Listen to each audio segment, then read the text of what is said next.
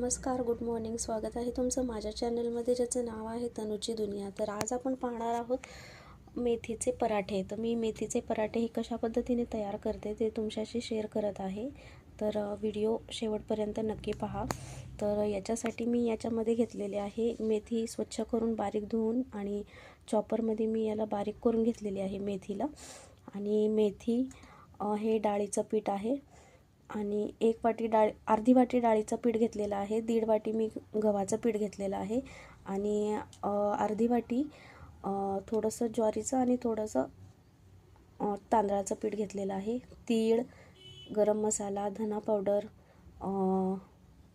ओवा, हिंग, हळद पावडर, आणि याच्यामध्ये मी घेतलेलं आहे हे वाटण, हिरवी मिरची, अद्रक, लसूण आणि थोडी हिरवी कोथिंबीर घालून मी हे मिक्सरमध्ये बारीक करून घेणार आहे. ते हे आपल्याला याच्यामध्ये घालायचं आहे, आणि याच्यामध्ये चवीपुरतं मीठ घालून आपल्याला हा जो पिठाचा गोळा आहे तो तयार करून घ्यायचा आहे.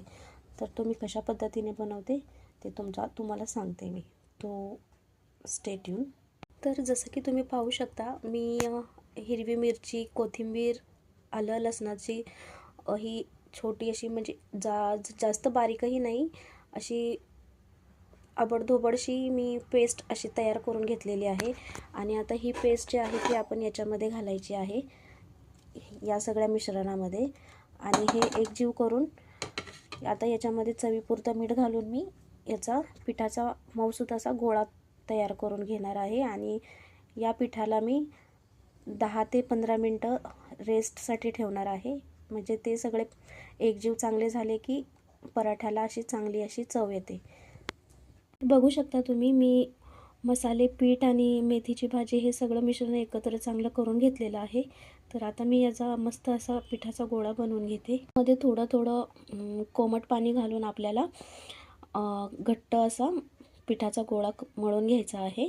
तर पाहू शकता तुम्ही, पिठाचा गोळा जो आहे तो मी असा मऊसूत म्हणजे घट्ट असा मळून घेतलेला आहे. आणि याला मी रेस्ट होण्यासाठी ठेवलं होतं 10 ते 15 मिनिट. तर याचे आता मी पराठा तुम्हाला करून दाखवते. हा कशा पद्धतीने झालेला आहे, आणि अति चविष्ट आणि एकदम बनवण्यासाठी पण सोपा आहे. बनवाल तर सगळंच इझी वाटतं. तर नक्की घरी ट्राय करून बघा तुम्ही पण.